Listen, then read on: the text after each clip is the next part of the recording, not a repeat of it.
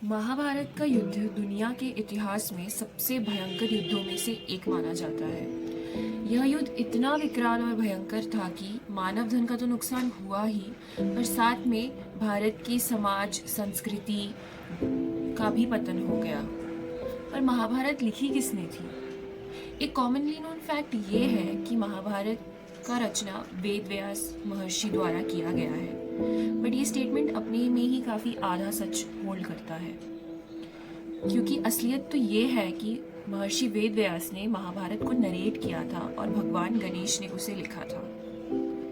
क्योंकि महाभारत का युद्ध 18 दिनों तक लड़ा गया था, तो ऑफ कोर्स ये टेक्स्ट अपने में काफ़ी लंबा हो जाता है, तो उसे एरर फ्री लिखना एक बहुत बड़ा प्रॉब्लम आ गया था महर्षि के सामने।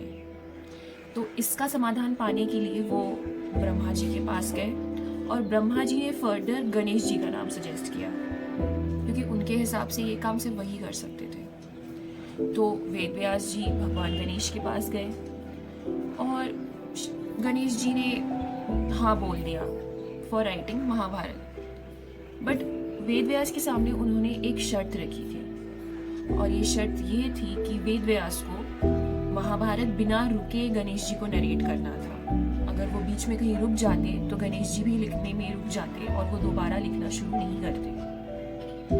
अब वेद व्यास भी काफी बुद्धिमान थे अपने में, तो उन्हें पता था कि ये शर्त को पूरा करना एक बहुत बड़ा कठिनाई हो जाएगा। इसलिए उन्होंने गणेश जी के सामने एक काउंटर शर्त रखी, और वो शर्त यह थी कि जो भी श्लोक वो गणेश जी को बोलेंगे वो बिना समझे गणेश जी लिख नहीं सकते।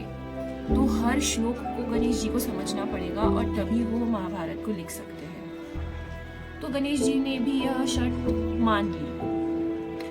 तो फिर क्या था, विथ एवरी टाइम अगर वेद व्यास जी वो श्लोक नरेट करते, गणेश जी उसका अर्थ समझते, और वो श्लोक भी अपने में इतने कठिन थे कि भगवान गणेश को भी दिक्कत होता था उसे समझने में। तो वो काफ़ी टाइम लेकर समझते थे और लिखते थे। इतना में वेद व्यास जी दूसरा श्लोक प्रिपेयर करना स्टार्ट करते थे और उन्हें टाइम भी मिल जाता था कुछ विश्राम लेने का भी। तो इसी तरह से गणेश जी ने महाभारत को लिखा था और वेद व्यास जी ने उसे नरेट किया था।